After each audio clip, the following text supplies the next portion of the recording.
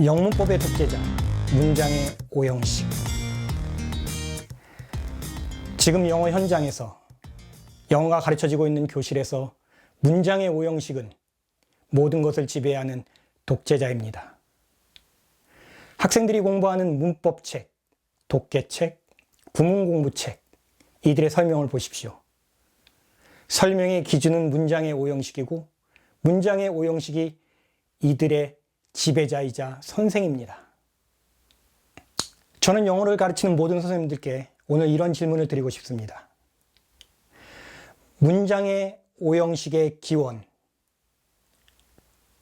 그 오형식을 만든 사람, 그리고 그러한 상황, 그리고 문장의 오형식이 어떻게 우리에게 가르쳐줬고 어떻게 지금까지 흘러왔는지 그것을 제대로 알고 계신지요? 저는 오늘 영상에서 문장의 오형식에 대해서 그리고 그 문제점에 대해서 이야기해 볼까 합니다. 우선 이 두 문장을 한번 보시죠. She called me a master of English in class. 이 문장과 She gave me an English dictionary on my birthday. 이 두 개의 문장입니다. 첫 번째 문장에서는 a master of English, 이것을 우리는 목적격 보호다 이렇게 말합니다. 그리고 이 문장은 오형식이다 이렇게 지정하죠. 또 두 번째 문장에서 an English dictionary, 이것은 직접 목적어다 이렇게 말하고 이 문장은 사형식 문장이다 이렇게 얘기합니다. 그리고 이 두 문장을 구별합니다. 하나는 목적격 보호이기 때문에 오형식이고 하나는 직접 목적어이기 때문에 사형식이다. 이렇게 문법 영어로 도배해가면서 문장을 설명해야 속이 시원한가요? 그냥 A Master of English는 앞에 나와 있는 것에 대한 설명. 그러니까 그녀는 나를 불렀다. 뭐라고? 아, 영어의 대가, 영어의 달인이라고. 이렇게 말이죠. 두 번째 문장도 마찬가지입니다. An English Dictionary를 굳이 직접 목적어다, 사형식이다 이렇게 분석할 것이 아니라 그냥 앞에 나온 것에 대한 설명, 보충 설명을 하고 있는 것이죠. 그녀는 내게 주었어. 무엇을? 아, 영어 사전 한 권을. 이렇게 이해하면 안 됩니까? 오히려 학생들에게 더 쉽게 전달되지 않을까요? 또 하나 우리가 영어 문장을 대할 때 자주 분석하는 것이 있습니다. 이것이 자동사냐 아니면 타동사냐. 이 예문을 한번 생각해 보죠. He remained silent in conversation. 이 문장과 He married his girlfriend in spring. 이 문장입니다. 첫 번째 문장에서 remain이라는 동사, 그 동사는 자동사다. 왜냐하면 뒤에 그 동사의 목적어가 나오지 않기 때문에 이렇게 설명을 합니다. 그리고 두 번째 문장에서는 married, 이것은 타동사다. 왜냐하면 뒤에 전치사 없이 그냥 목적어 단독으로 오기 때문이다.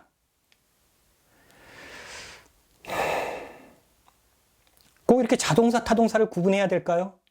그냥 동사의 의미만 알아도 충분하지 않겠습니까?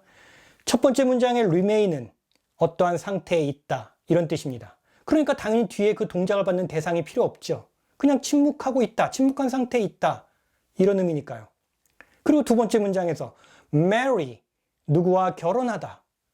물론 marry 다음에 누구누구와 라는 전치사 with, 이것이 안 나오는 것에 주의해야 합니다.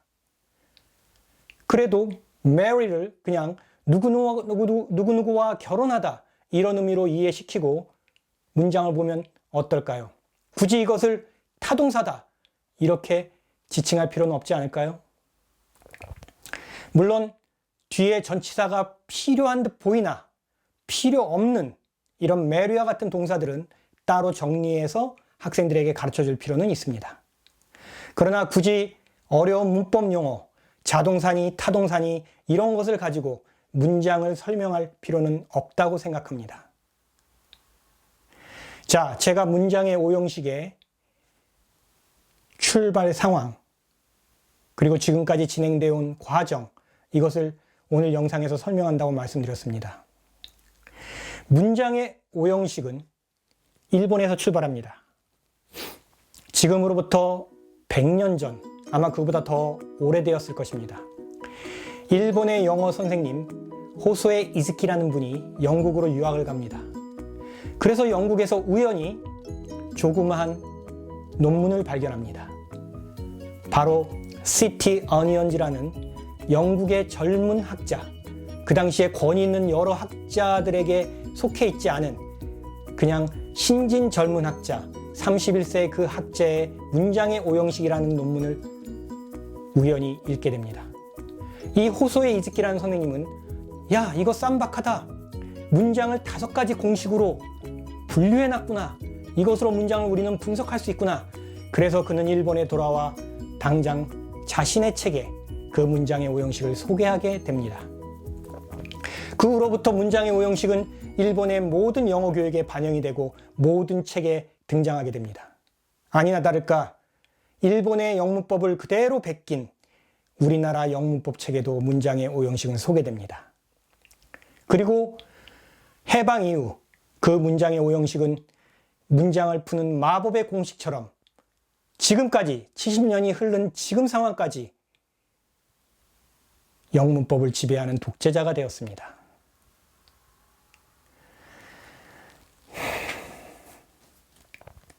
제가 첫 영상에서 영문법의 숨겨온 진실이라는 제목의 영상에서 그것을 강조했습니다. 우리는 영문법을 너무 무비판적으로 생각 없이 그냥 일본식 영문법을 직수입했다. 거기에 따른 문제점 한두 가지를 얘기를 했습니다.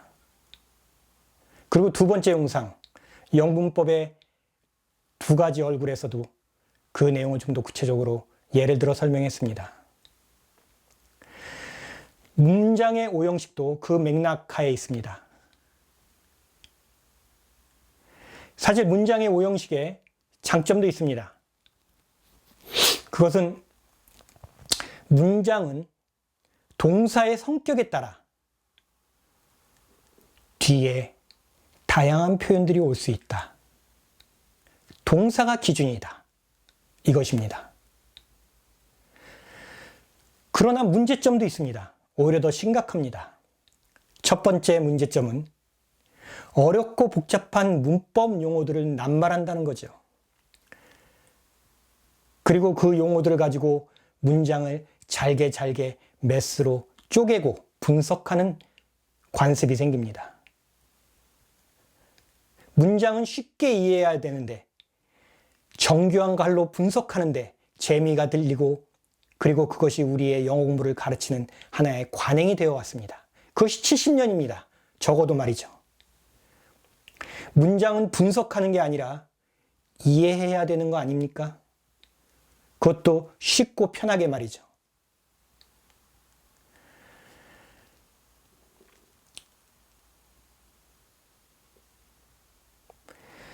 문장의 오형식이 하나의 수학 공식처럼 문장을 푸는 절묘한 열쇠처럼 그렇게 가르쳐져서는 안 됩니다. 영어 문장을 우리는 이해할 때 보다 융통성 있게 그리고 보다 쉽게 이해하는 방법을 찾아야 됩니다. 문장의 오형식이 독재자가 돼서 우리에게 압박을 주고 우리를 쫄게 해서는 안 됩니다. 마치 문법 지식자랑 문법 장사를 하는 것처럼 이렇게 문법 용어와 문법 지식을 남발해서는 안 될 것입니다. 저는 이전 영상에서 문장 구성 원리라는 말을 했습니다. 문법 중에서 가장 중요한 것, 모든 선생님들이 인정하는 가장 핵심이 되는 것, 이것만은 반드시 아이들이 알아야 할 만한 것, 그것을 모아서 가장 중요한 것을 가장 중요하게 정리하고 다뤄서 구성한 것이 문장 구성 원리입니다. 저는 그것을 4개의 법칙, 알맹이 4법칙이라고 지칭했습니다. 저의 책에서 말이죠. 그리고 그 알맹이 제1법칙을 지난 영상에서 설명했습니다. 오늘은 이어서 알맹이 제2법칙, 이름은 알맹이 보충, 그런 이름인데요. 그것을 조금 간결하게 설명해 보고자 합니다. 앞에서 제가 언급한 문장의 오형식의 문제점, 그것과 관련이 있습니다. 이런 예문을 한번 생각해 볼까요?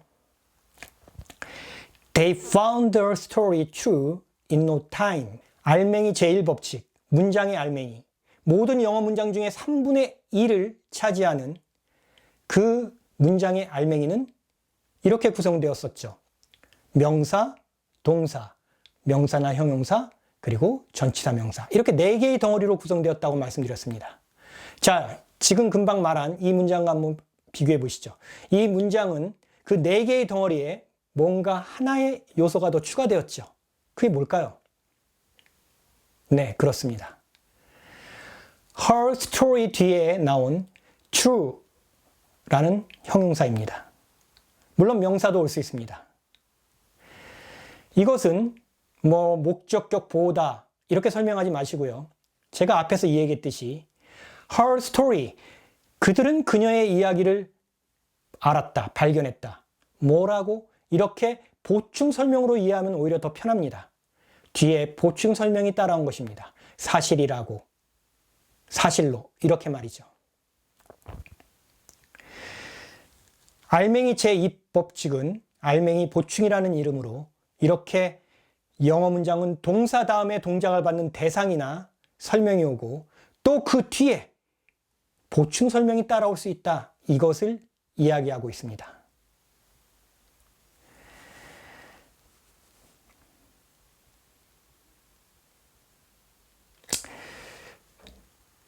제가 앞에서 문장의 오형식의 문제점을 지적했는데요. 사실 문장의 오형식은 이 호소의 이즈키라는 선생님이 그 시티 어니언즈라는 그 젊은 학자의 논문을, 그의 생각을 또 그대로 받아서 일본에 소개한 것은 아닙니다. 아마 선생님들이 이것은 몰랐을 것입니다.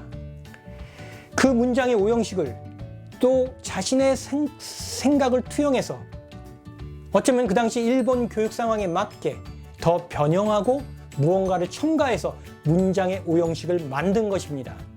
우리는 시티 어니언즈라는 그 학자의 문장의 오형식을 지금 수입한 것이 아니라 바로 호소의 이즈키 선생님의 그 생각이 담긴, 그가 마사지하고 새로 가공한 그 문장의 오형식을 지금까지 애지중지하면서 70년간 공부하고 가르쳐왔던 것입니다. 그 문장의 오형식에 호소의 이즈키 선생님이 가미한 문제점들을 지금 얘기하고 싶진 않습니다. 이거 한 가지만 지적하고 싶습니다.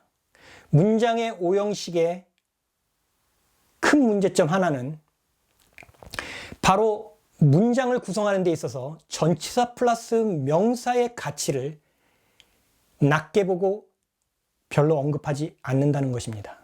영문법의 독재자 문장의 오형식. 어쩌면 우리의 영어에 대한 사고가 문장의 오형식이라는 감옥에 갇혀 있는지 모릅니다. 이젠 탈옥해야 된다고 말씀드리고 싶습니다.